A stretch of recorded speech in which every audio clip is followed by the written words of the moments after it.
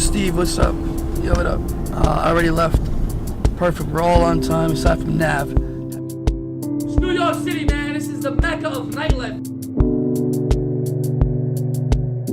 Industry talk, industry talk, industry talk. This is industry talk. This is industry talk. Live and direct, baby, on the ones and twos. It's not talked about enough. The mental psyche of a DJ traveling alone, the bottle girls, the bus boys. What specifically can you take out of nightlife that will allow you to find a job later on in life? No. Industry. Yeah, but it's something to talk about. It matters. It really matters. Those people are trying to put us on more than we're trying to put each other on. Boom. That was my answer. I appreciate you guys tuning in. We'll see you guys next week. And we out. One.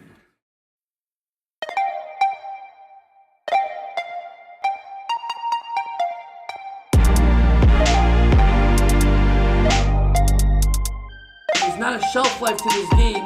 There's just the shelf life that you set for yourself. We here, man. Industry Talk with Big Ben. I'm here with the Jason Experience. We are here at Industry Talk. This is Industry Talk. It's the Kid Daytona, and I'm out here with the Jason Experience.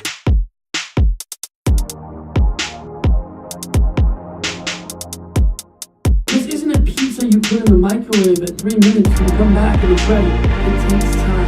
It took me half a decade to just be relevant.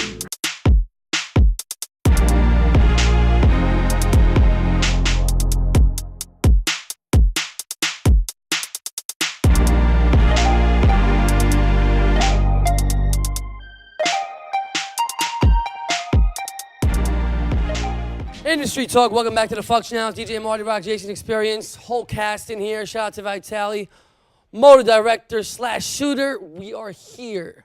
Again, we are adding a new function to the show, guys. If you are home listening, watching on Facebook, or if you're on the website and you have a question for one of our guests, shoot us a comment. Marty will be monitoring the comments at the end of the interview.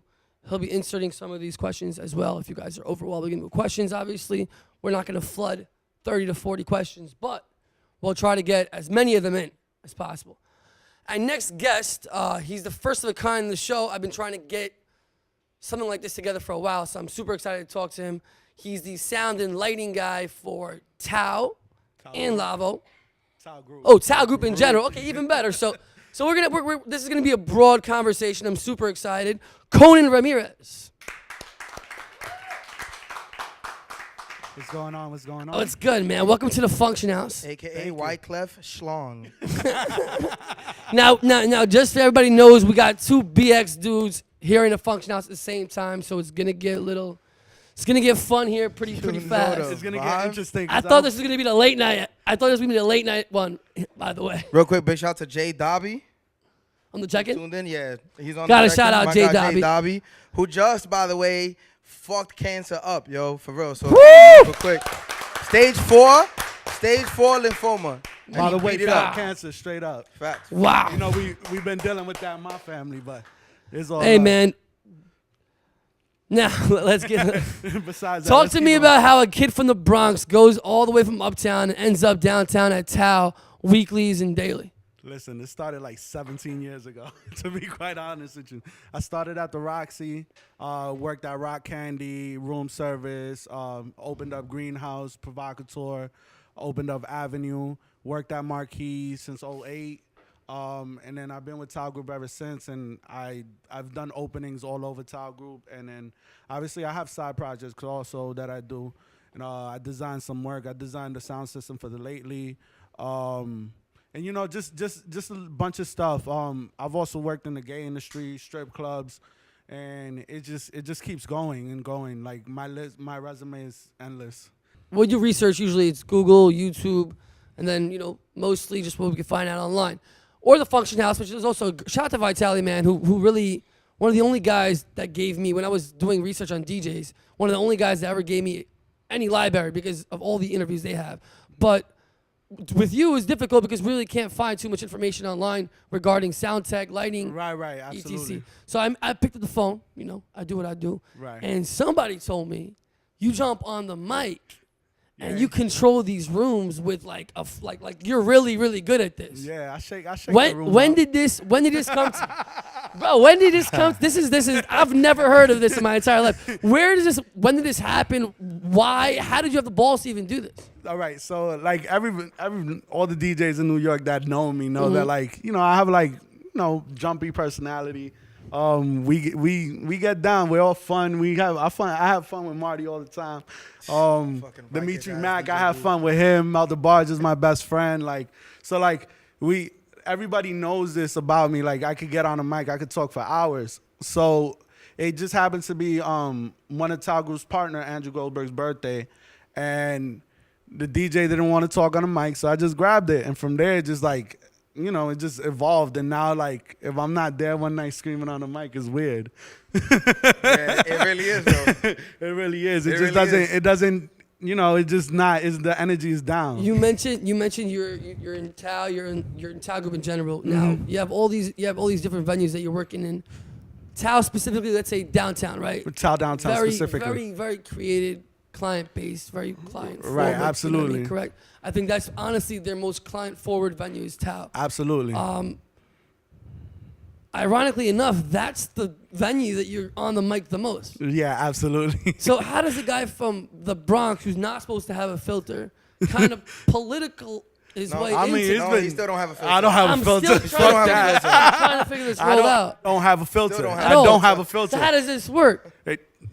Since I've been with Talgu for 12 years, like they know who I am. So it's like I came up with, it was like when I first started, it was like a little office and like AG was there and Noah and like all the managers and like we were all together. So like they know who I am and like I don't have a filter when I talk to them. So like they know what's going to come out my mouth half the time. So it's like, why not? Now, I'm sure you guys have turntables, CDJs, every single type of equipment in the book, as well as like a room just full of random technical shit that will rival, I'm sure, double the function house almost, even though Anthony's giving me that look. Yeah.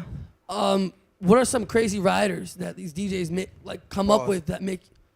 No, like Tao Downtown doesn't really. Tao Downtown, I don't allow anybody to have riders. They know that. So it's like it's either you tell me what you need before, or you don't get what you need. Like you get exactly what I give you.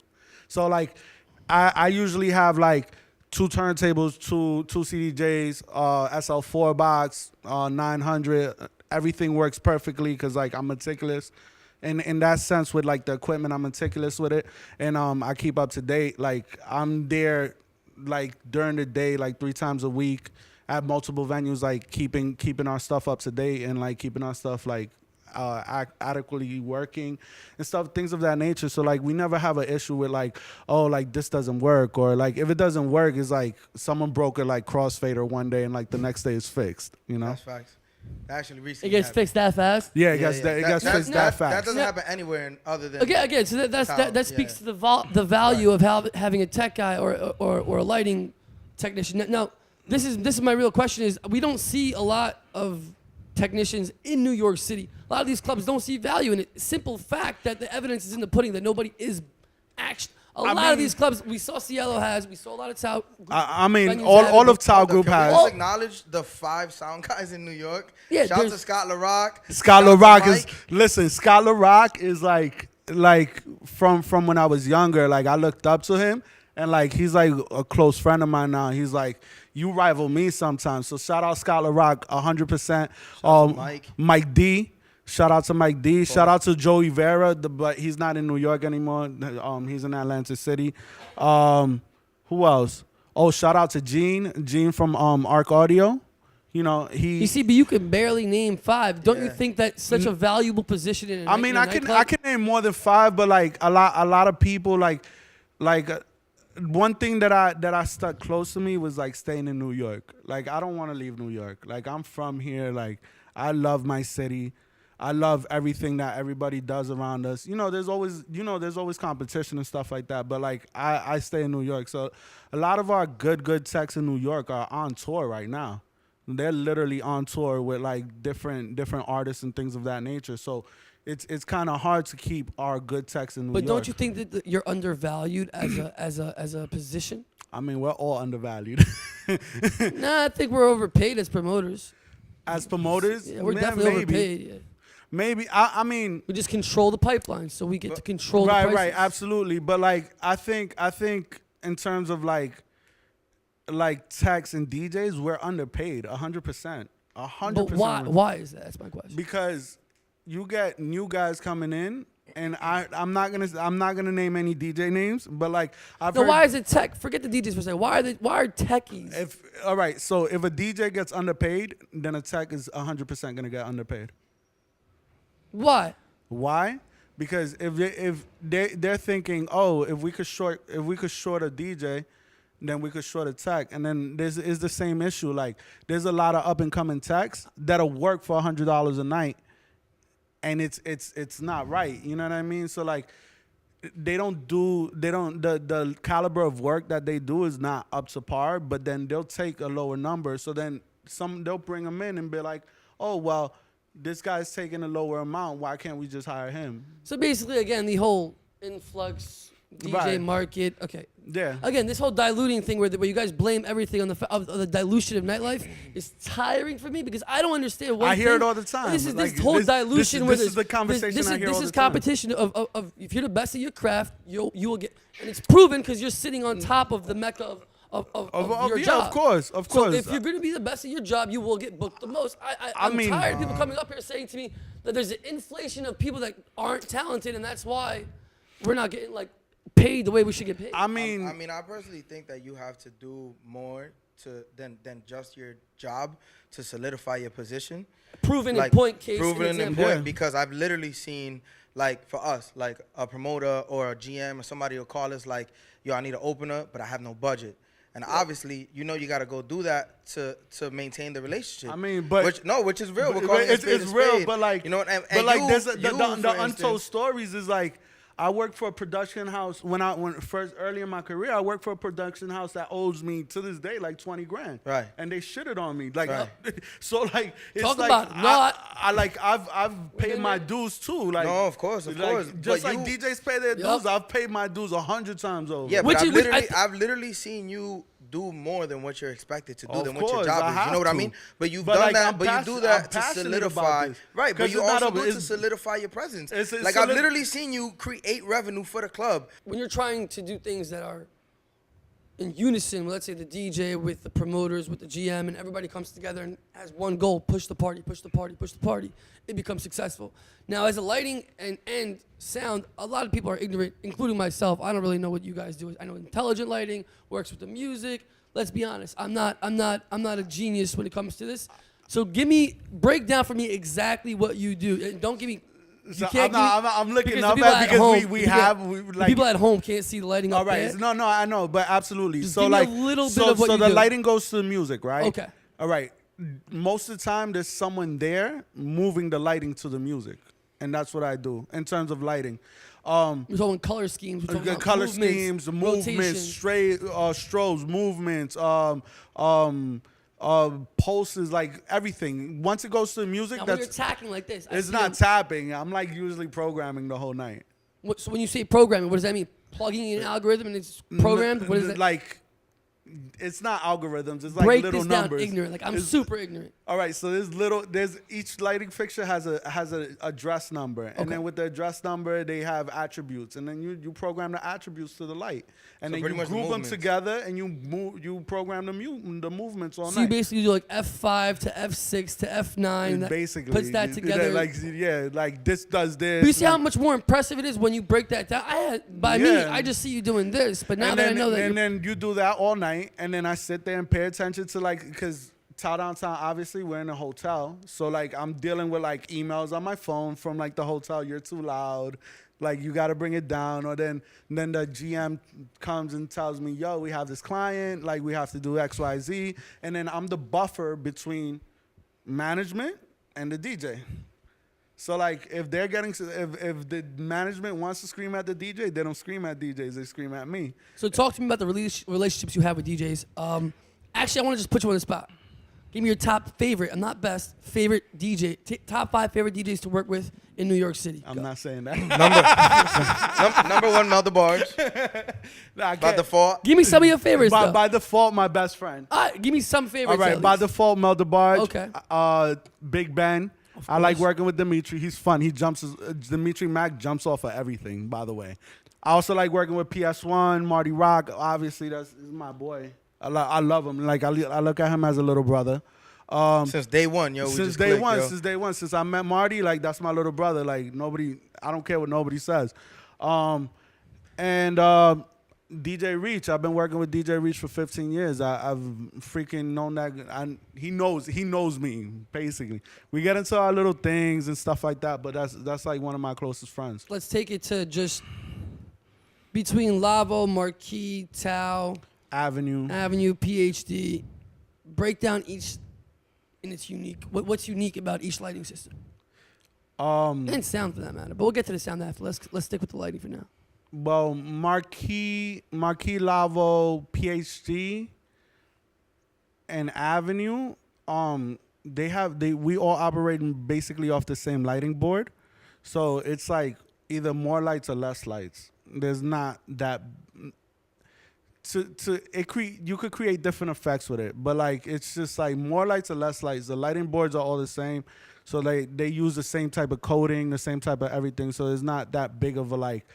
For me, it wouldn't be that big of a difference. For you looking at it, it would be like, oh, this is out of this world, wow. different. Wow. But for me, it's like it's just another venue. Obviously, I have more love for certain venues than others. Like I love Avenue with my heart. I spent from 2009 to I want to say Dimitri, 2014?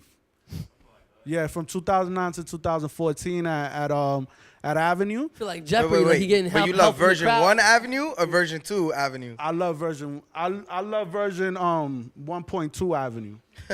Cuz we had different versions of version 1 Avenue. You know, so I love the second version of the first iteration of Avenue, which was, I think, in personal opinion, was the best. What's your favorite sound system in New York City? Right now, Cielo? Just kidding. No, Cielo's honestly, like I give props to Cielo because like Dan Agnew, I used to work for him. He did the sound system in Cielo, and it's amazing. And he also did the sound system at Provocateur. He designed it, and I learned a lot from him. I helped him with the install and everything like that. I worked for him on the install and stuff. So those two sound systems are amazing. But A1 best sound system in New York right now, hands down, I think is Marquis. Yeah, that's facts. That's And facts. now, when you say, let's say, a Marquis or a Lavo, obviously in venues that I work at, or like the venues that are predominantly, let's say, Bridge and Tunnel, Right. you're not going to really let the DJ get to the red. There's a guy up there that's just kind of stalling it. Now, when let's say like nobody's there and it's just you have one of those like Bernie Williams moments where you just run out into the field, look around, kind of play with it, see how high it can go, a little higher. Oh no, higher. I mean, we have to sound test all the venues all the time. Yeah, I'm talking about like you alone having a Yeah. footloose moment. Is this like a daily? You know what I'm talking about? Like you alone in the garage. Yeah. I mean, like I do it all the time. Like I honestly like. There's some DJs in New York that say I'm their favorite DJ, but I'm not a DJ. Let's get that straight. Like I do it all the time because I have to sit there and like know what my limits are and like when I'm gonna get an email and when someone's gonna scream at me. So like all the time I walk in a venue, I'll crank it all the way up and then see where how far it goes before it distorts and before I start bothering people. So that's kind of like your sound check before you start. Well, not every night, but I'll do it like during the day. All right, talk to me now. Terminal 5, PlayStation Theater, venues as big as that, right? Forget the technical side. Right. Just seeing from like the stage from where you're sitting at. Right. You're not gonna be able to really see the whole. So you're looking more at the board, right? If you're a lighting guy, You can do it nakedly.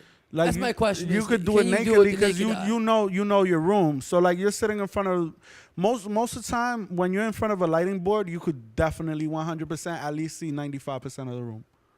So you know everything that's going on. From a bird's eye view, you can see the whole from thing. everything. Like from my booth at Tao Downtown, I see everything in that room. I mean, they strategically place those things. Yeah, No, absolutely.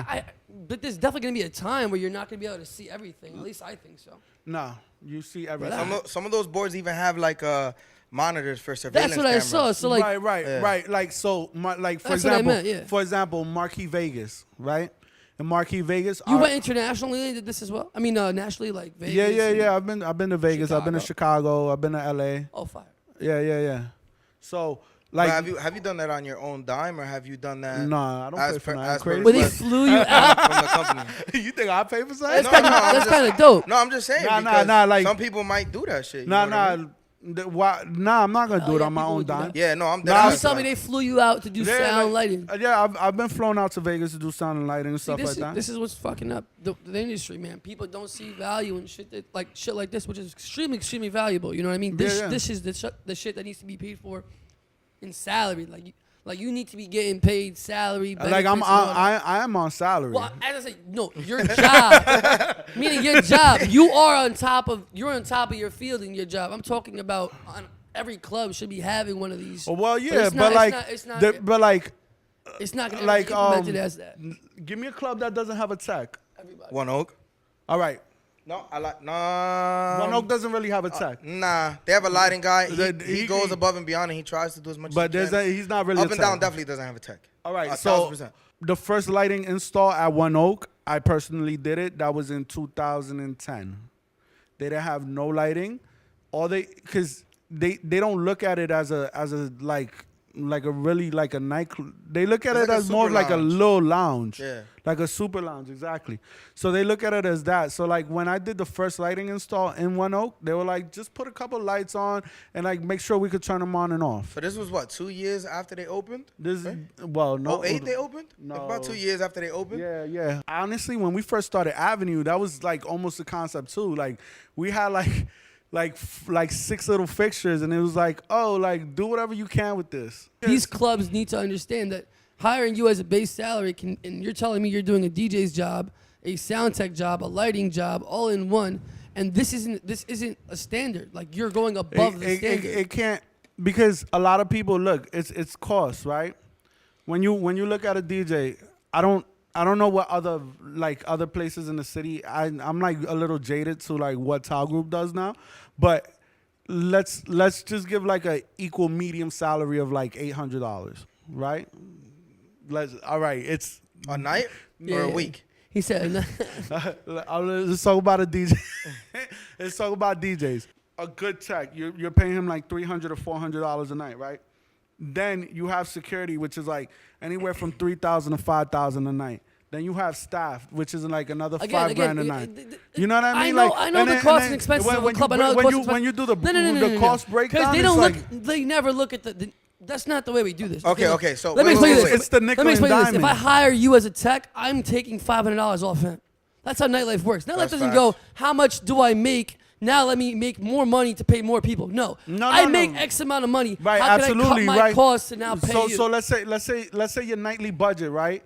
Like just a general number is like 13 grand, right? Okay. Your break even is 13 grand, right? So you're not gonna give let's say you hire DJ and pay all staff. How much does this lighting system cost that you got to work with? This is the question. Hundreds of thousands of dollars. Hundreds of Then thousands that's of what it dollars. is. This has got nothing to do with $300 a night. I'd book him tomorrow for $300 a night. Let him come on his computer. But not $300. It's Not not gonna but happen. I wouldn't work for $300. I'm just saying, a night, like, you know if what that's I'm the case, Right. it couldn't. That's what I was trying to get to. It couldn't be just a salary. It has Right. to be Because- some big spend that they won't make. And Yeah, that's but Right, I also have to see why because they one save light money, fixture, though. like one regular light fixture, you're looking at like $5,000. okay, there you go. It's a super expensive. Off rip, it's a huge capital. Right, expense. yeah. Okay, Right, there you but- go. But it brings ambience to a room, so Oh why no, not do it? I agree with its value 100%. I think that Marquis, Tao, PhD, Avenue are all built and the new Lavo also, by the way, if you guys haven't checked out the new Lavo, renovated beautifully. Please really come through. beautifully. But again, I'm all for it. I think it's a You guys do understand that half the people that watch the show can't even fucking get into these venues, right? You do realize that, It's right? okay, Nah, man. You're like, people go can check get it. Why this not? out. Why Go not? see the door guy. No, well, the door. All you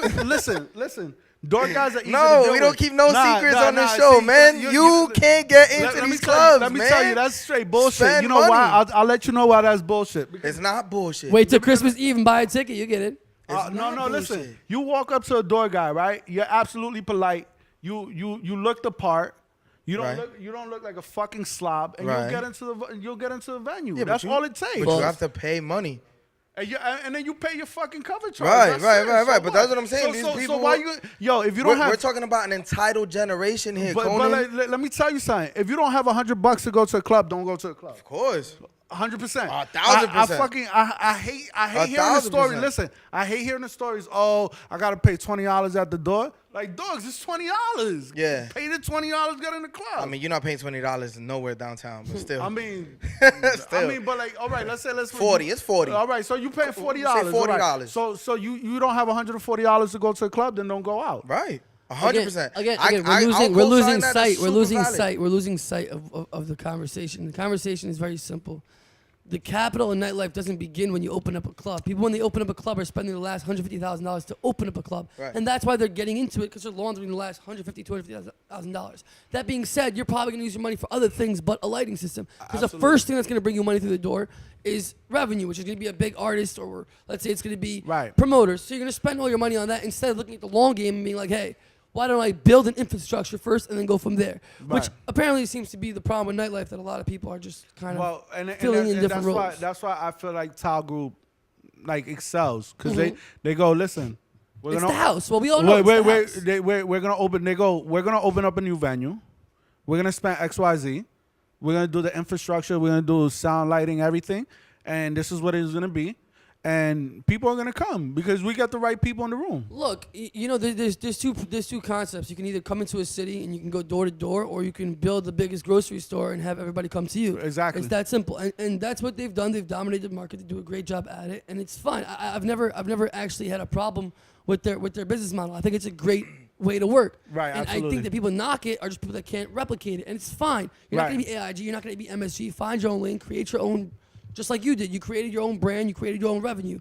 You created your own job. There is no Right. job that occupies everything that you do. Right. Now, another thing that I do is, like, I add different things in my production. So, like, I'll switch glasses in between interviews without everybody realizing, and I'll be like my own inside joke. That's a dope. I plugged in like an IV once for like a full interview. I didn't say anything. That's I've pretty cool. done that all the time. Then like a week later, I'll go like watch it on camera, and I'll have like an inside joke with myself. You know? Right. Do you do this with lighting, like week to week? Just do something funny during, like, let's say a Waka song or a specific song that you hear. Yeah. There's like these little Like nuances. like House Party when he goes white girls. Yeah. I turn the whole room the whole white. group up. So what are some other moments like that you have with yourself? Dreams and nightmares. The whole room is green. Oh, that's fire. The whole room is green. Then it goes into straight strobes. I appreciate you coming up here, but I also want you to go out, and you mentioned a couple of other guys that are really great, and I do want to, you know, continue to bring awareness to this job of yours, because I do think it's important that the Yeah. industry gets to know the important roles of nightlife that are underappreciated. Yeah, of course. So I really do hope you can also connect me with some of no, I connect some with great it. lighting guys, maybe That's- even that's out of light. towners. You know That's what I mean? light. Really want to just get everybody up here to just make people more aware of what you do, and I do respect you so much. No, honestly, for real. I respect the DJ and the promoters. It's like I said before, there's some DJs in New York that love when I DJ, because I like at the end of the night I'll hop on and I'll fuck around, and like I do it for the love, but like I said, like I'll never step on a DJ's toes. Like I would never ever in my life say, oh, I'm quitting my lighting job, I'm going to DJ, because I would never do that. I can't. Because I have too much respect for them. I feel like I'm taking out of their pocket. Because I already have an advantage, because I know too many club owners. I know too many promoters. I know too many this. So it's like, why would I do that? I know clients. Like, fuck that. I know too many clients. You know what I mean? So it's just like, you know, I respect the game. That for me is more respect. This is like, nightlife is not about money anymore to me. It definitely No, isn't. but that's why it also respects you back. You know, you hear some great people behind me and some great people in the industry talk some great things about you. So Yeah. I do think you're doing a really, really good and positive thing. And I think continue to also grow and do these things where you be different, because the culture needs a lot of this. You know, your Yeah, positivity and I is also unique. feel like there's certain lighting guys. I don't specifically know, but there's lighting guys that don't have any character. That you'll walk in a booth and they'll just sit there in a corner like they're scared to talk, or like, you know, stuff like that. So I think sometimes some of the greats, they don't give a fuck. They're like all open. They're an open book. But like some people, sometimes they're like, oh, I'm just doing this as a job. Like, and I think that's the problem. That's a problem too, not only for lighting, but not only for the tech side of it, but also for the DJs sometimes. I like it. Industry Talk, Function House. Guys, make some noise from Conan Ramirez. This was a good one. We're gonna go to some music, guys. Stay tuned. Hopefully, Marty Rock won't get us kicked off the feed again. No, I got this. You got it. I got this. You better play D&D, fool. Welcome to the third episode of Industry Talk Unfiltered. Currently, I'm on Dash Radio. I'm an entrepreneur. I'm a dream chaser. I know like this life is very taxing, and that's all we care about. Everything I do is just to prove to people you could do anything. My first bottle service job was in Philly. It was a club called G Lounge. That was actually my only option. Work in nightlife and get cash. This is more of a field where it's go get it. I used to work 20 hours a day on Saturday. Miscommunication with the management and the promoters. The manager ain't no shit. Promoter ain't no shit. Then we get the burden, and everybody thinks it's us. Don't you co-sign none of my shit. If you think it's reckless, no one likes the me. Yes, man, come teach me a lesson. Here the type to come and save you. May not call you later. It's kinda complicated, heartbreaker, troublemaker.